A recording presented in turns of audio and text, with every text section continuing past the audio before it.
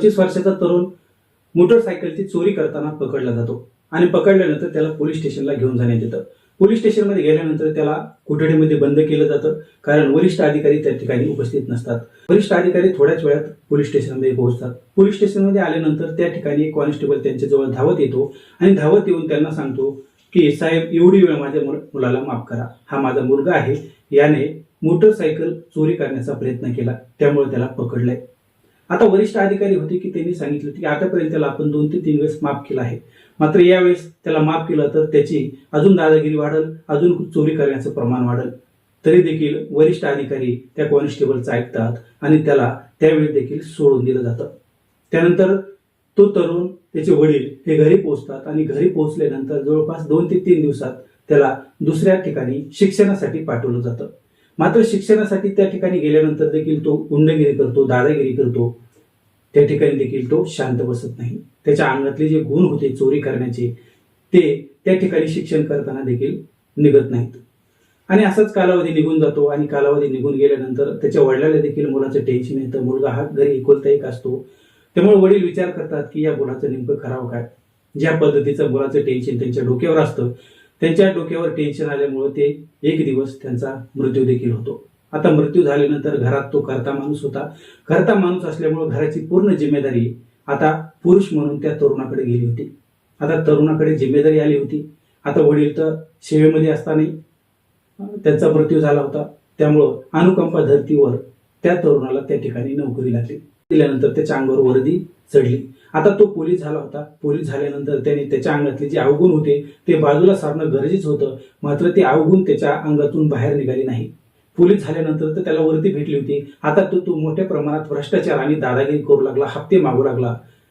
त्यामुळं हे प्रकरण सुरुवातीला नॉर्मल पद्धतीने त्यांच्या वरिष्ठ अधिकाऱ्यांनी हाताळलं होतं, परंतु प्रत्येक दिवस ज्या पद्धतीने हा करत होता त्यामुळे वरिष्ठ अधिकारी देखील त्याच्या नोकरीला वैतागले आणि त्याला एक दिवस सस्पेंड केलं आणि सस्पेंड केल्यानंतर त्याला थेट घरचा रस्ता दाखवला आणि त्याला सांगितलं की आता यापुढे तू पोलीस भरतीसाठी प्रयत्न सुद्धा करू शकणार नाही, आता तुला नोकरी देखील त्या ठिकाणी लागणार नाही। आता त्या ठिकाणी तो तरुण पुन्हा बेरोजगार झाला होता, पुन्हा त्याला गुंडगिरी वाढली होती, पुन्हा दारू प्यायचं व्यसन देखील चढलं होतं। मात्र 23 फेब्रुवारी 2026 रोजी जो तरुण त्या पोलीस स्टेशनमधून बडतर्फ केला होता तोच तरुण त्या ठिकाणी एक चिठ्ठी घेऊन येतो, एक अर्ज घेऊन येतो आणि प्रत्येक टेबलवर तो अर्ज दाखवतो की माझी तक्रार नोंदवून घ्या, मी काय म्हणतो ते ऐका। मात्र त्याने ज्या पद्धतीने आतापर्यंत भ्रष्टाचार केला होता त्यामुळे त्याचे मित्र जे होते पोलीस स्टेशनमध्ये त्यांनी देखील त्याला भेटण्यासाठी अथवा त्याचं म्हणणं ऐकण्यासाठी त्यांना वेळ दिला नाही। सर्वजण एकच सांगत होते की तू वरिष्ठ अधिकारी आल्यानंतर त्यांना बोल आणि त्यांची भेट घे। त्यानंतर तो त्या ठिकाणी एका खुर्चीवर बसला आणि थोड्याच वेळात वरिष्ठ अधिकारी त्या ठिकाणी आले।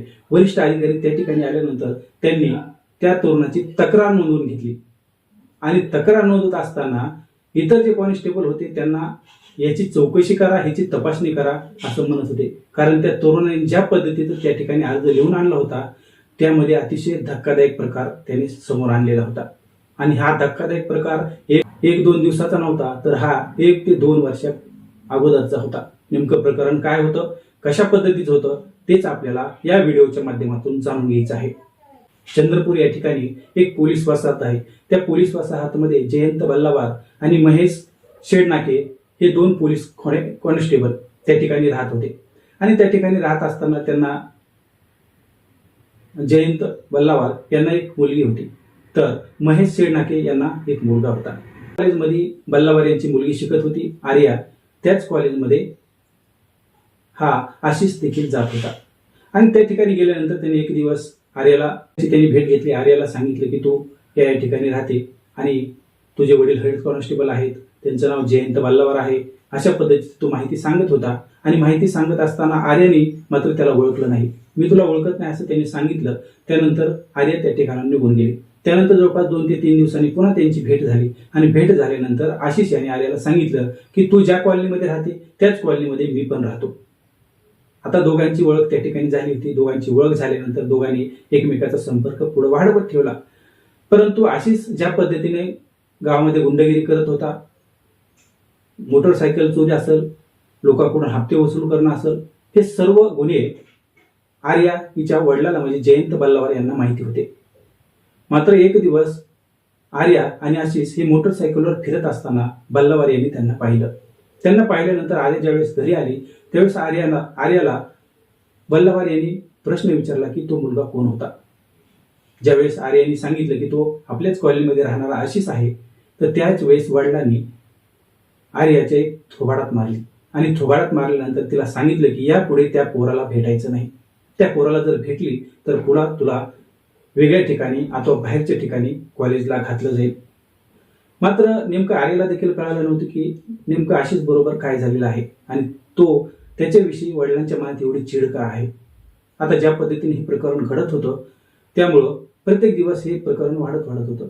आर्या जरी वडिलांनी सांगितलं असलं की भेटू नका तरी देखील आर्या गुपचूप पद्धतीने त्याला भेटत होती. आता प्रत्येक दिवस त्यांचं प्रेम वाढत होतं. आता त्यानुसार सर्वांना अंधारात ठेवून आर्या आणि आशिष हे बाहेर देखील फिरायला जात होते. आता ज्या पद्धतीने हे फिरणं चालू होतं त्यानंतर वडिलांच्या एवढं लक्षात आलं की आर्या ही आशिष बरोबर फिरते. त्यानंतर वडिलांनी पुन्हा आर्याला मारहाण केली. त्याच्या आईला देखील सांगितले की तो मुलगा खूप वाईट आहे, नंतर लोकांना मारहाण करतो, अशा पद्धतीने त्यांनी घरी सांगितलं. त्याचे वडील महेश हे देखील त्याच्या सर्व गुणाला वैतागलेले आहेत आणि आपली आर्या त्याच्याबरोबर फिरते, हे बरोबर नाही. आता त्यानंतर मग आर्या काही दिवस शांत बसली आणि शांत बसल्यानंतर आर्या ही आपल्या घरी थांबू लागली. आता थांबल्यानंतर आशिष हा तर तिच्यासाठी पागल झाला होता. पागल झाल्यामुळं आशिषने प्रत्येक वेळेस तिला भेटण्याचा प्रयत्न केला, मात्र ती काही त्याला भेटली नाही. मात्र आशिष याच्या वडिलांचं निधन झालं. वडिलांचं निधन झाल्यानंतर आशिष या त्या ठिकाणी नोकरी लागली आणि नोकरी लागल्यानंतर आता तर आर्या हिला विश्वास होता की वडील तिचं लग्न आशिष बरोबर लावून देतील. आता ज्या पद्धतीचं पहिलं प्रेम प्रकरण सुरू होतं ते प्रेम प्रकरण आता विवाहामध्ये रूपांतरित करण्याचा विचार आर्याच्या मनात होता. ज्या पद्धतीने तिने वडिलाला सांगितलं त्याच वेळेस वडिलांनी हे लग्न होणार नाही असं स्पष्टपणे सांगितलं.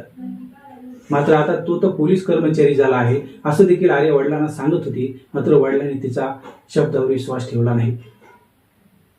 त्यांच्या डोक्यात फक्त एकच होतं की आशिष बरोबर आपल्या मुलीचा विवाह लावायचा. आर्याचे जे वडील होते जयंत बल्लावार यांना याचे सर्व प्रकरण माहिती होतं. त्याच्या या सर्व अवगुणामुळे त्याच्या वडिलांचं देखील त्याचा मृत्यू झालेला होता हे देखील जयंत बल्लावार यांना माहिती होतं. त्यामुळे आपल्या मुलीच्या संरक्षणासाठी हे तिला समजावून सांगत होते, पण आर्या हे काही समजून घेत नव्हती. अखेर मग एक दिवस आर्या त्या आशिषला भेटली आणि आशिषला भेटल्यानंतर तिने आशिषला सांगितलं की वडील माझं तुझ्याशी लग्न लावून देत नाहीत, तुला भेटून देखील देत नाहीत. मग यासाठी आपल्याला वडिलांनाच संपवावं लागेल, यासाठी काहीतरी प्लॅन करावा लागेल आणि त्यानुसार जर वडील बाजूला सरकले तर संसार थाटू. आता ज्या पद्धतीनं आर्या आणि आशिष यांनी प्लॅनिंग केली होती तर यामध्ये आशिष याच्या ओळखीचं नवीन हा एक मेडिकल स्वरूपाचं दुकान चालू. आशिष यांनी सांगितलं आर्याला की मी ज्या बॉटलमध्ये आहे ते आणून देतो आणि त्या पद्धतीने तू त्यांना जेवणामध्ये असेल इतर कोणत्या याच्यामध्ये टाकू मिसळून तू वडिलांना दे आणि वडिलांना दिल्यानंतर त्यांचा मृत्यू होईल. आता त्या पद्धतीनं आशिष हा स्वतः त्या नवीनकडे गेला नाही. आर्याला सांगितलं की तू नवीनकडे जा आणि नवीनकडून एक काचेची बॉटल आहे, त्या काचेच्या बॉटलमध्ये विष आहे ती घेऊन ये.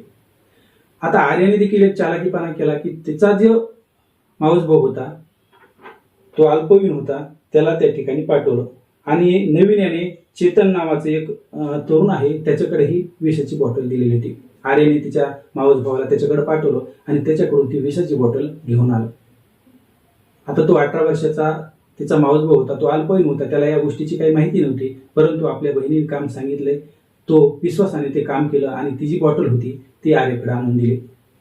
आता ही घटना 25 मार्च 2023 रोजीची. 24 मार्चला ते विषाची बॉटल ते घेऊन आला होता आणि आर्याच्या हातात दिलेलं होतं. आर्या आता 25 तारखेला तिचे वडील जयंत बल्लावार हे नोकरीला म्हणजे ड्युटीवर चालले होते. कलेक्टर ऑफिस परिसरात त्यांची ड्युटी होती आणि जेवण केलं आणि ते घराच्या बाहेर पडणार तेवढ्याच आर्याने वडिलांना बोलून घेतलं आणि वडिलांना सांगितलं की मी तुम्हाला मिल्क शेक बनवून देते, दिवसभर तुम्हाला त्या ठिकाणी ड्युटी करायची आहे, तुम्हाला मिल्क शेक घेतल्यानंतर बरं वाटेल. एवढं गोडीने आर्या वडिलांना बोलत होती आणि वडिलांना बोलत असताना तिने मिल्क शेक वडिलांना दिलं. मात्र मिल्क शेक करण्यापूर्वी त्या मिल्क शेकमध्ये ज्या पद्धतीनं तिने विषाची बॉटल आणली होती त्यामधील विष त्या मिल्क शेकमध्ये टाकलेलं होतं. आता वडिलांनी आनंदाने मुलीच्या हाताने ते मिल्क शेक पिलं होतं आणि मिल्क शेक पिल्यानंतर त्या ठिकाणाहून ते नोकरीसाठी निघाले होते. नोकरीहून त्या ठिकाणी चंद्रपूर जे आहे DM ऑफिस त्या परिसरात ते नोकरीला गेले होते आणि त्या ठिकाणी नोकरीला गेल्यानंतर त्या ठिकाणी त्यांना चक्कर आली आणि चक्कर आल्यानंतर ते खाली जमिनीवर कोसळले. जमिनीवर कोसळल्यानंतर इतर जे कर्मचारी होते त्यांनी तात्काळ घरी फोन लावला. घरून त्यांची मुलगी आर्या आणि तिची आई हे दोघे देखील त्या घटनास्थळी पोहोचले आणि घटनास्थळी पोहोचल्यानंतर त्या ठिकाणी त्या वडिलांना घेऊन थेट पोलीस स्टेशनला पोहोचले. रुग्णालयात गेल्यानंतर त्या ठिकाणी डॉक्टरांनी त्यांना मृत घोषित केलं आणि मृत घोषित केल्यानंतर न करता आर्या हिने सांगितलं की गेल्या अनेक दिवसापासून वडिलांना दारू पिण्याचं व्यसन जडलं होतं, त्यामुळे त्यांचा या ठिकाणी मृत्यू झालेला असावा. ज्या पद्धतीने मुलगी सांगत होती तिच्या बोलण्याकडं वरिष्ठ पोलीस अधिकाऱ्यांनी लक्ष वेधलं आणि ठीक आहे आता PM करायचं नको म्हणून जयंत बल्लावार यांचा मृतदेह मुलीच्या आणि आईच्या ताब्यात देण्यात आला. त्यानंतर त्यांच्यावर अंतिम संस्कार देखील पार पडले आणि त्यानंतर आर्याचा पुढील मार्ग देखील मोकळा झाला. आता आर्याच्या घरामध्ये देखील कोणी नव्हतं. तिची आई आणि आर्या हे दोघंच होते. ज्या पद्धतीनं आशिषच्या बाबतीत घडलं होतं अगदी त्याच पद्धतीनं आर्याच्या बाबतीत देखील घडलं होतं. आता वडिलांचा मृत्यू झाल्यानंतर वडिलांच्या ठिकाणी आर्याला नोकरी तात्काळ मिळाली आणि नोकरी मिळाल्यानंतर आर्यानं आता तिचं ट्रेनिंग सुरू केलं होतं. आता ट्रेनिंग सुरू केल्यानंतर आर्या आईला म्हणाले की आता आपल्या घरात देखील करता पुरुष नाही, त्यामुळं मी आशिष बरोबर लग्न करते. माझी त्याची गेल्या अनेक वर्षापासून ओळख आहे. माझी पण इच्छा आहे की त्याच्याबरोबर लग्न करावी आणि त्याची पण इच्छा आहे की माझ्याबरोबर लग्न करावी. त्या पद्धतीने दोघांचं लग्न लागलं जातं. 2026 वर्ष उजळतं आणि 26 जानेवारी 2026 रोजी ज्या पद्धतीनं आशिष हा भ्रष्टाचार करत होता, गुंडगिरी करत होता, त्यामुळे त्याला सेवेमधून बडतर्फ करण्यात येतं, डिसमिस करण्यात येतं. आता त्याला डिसमिस केल्यानंतर ही सर्व माहिती आर्या हिला कळते आणि आर्या हिला कळाल्यानंतर आर्याचं ट्रेनिंग सुरू असतं. आर्याचं ट्रेनिंग संपतं त्यावेळेस आर्या ही आशिष याच्या घरी न जाता थेट ती तिच्या माहेरी जाते आणि माहेरी गेल्यानंतर त्या ठिकाणी आशिष हा देखील पोहोचतो. आशिष त्या ठिकाणी पोहोचल्यानंतर आर्याला तू माझ्याकडे येण्या अगोदर तू आईकडे कशी काय आली असं म्हणून वाद घालायला सुरुवात करतो. आता वाद हा किरकोळ होता, परंतु आशिष याने त्याची नोकरी गेल्यामुळं या वादाला मोठं रूप दिलं होतं म्हणून तो शांत बसला नाही. मात्र आशिष याने आर्याला धमकी दिली की मी तुझं पूर्ण करिअर बर्बाद करेल. त्यानुसार 23 फेब्रुवारी 2026 रोजी आशिष हा थेट रामनगर पोलीस स्टेशनमध्ये जातो आणि त्या ठिकाणी गेल्यानंतर त्याच्या हातामध्ये एक चिठ्ठी असते. तो चिठ्ठी घेऊन प्रत्येक कॉन्स्टेबल अथवा त्या ठिकाणी असलेल्या कर्मचाऱ्याकडे तो चिठ्ठी देण्याचा प्रयत्न करतो. मात्र तो भ्रष्टाचार करत असल्यामुळे त्याची चिठ्ठी कोणी देखील घेत नाही.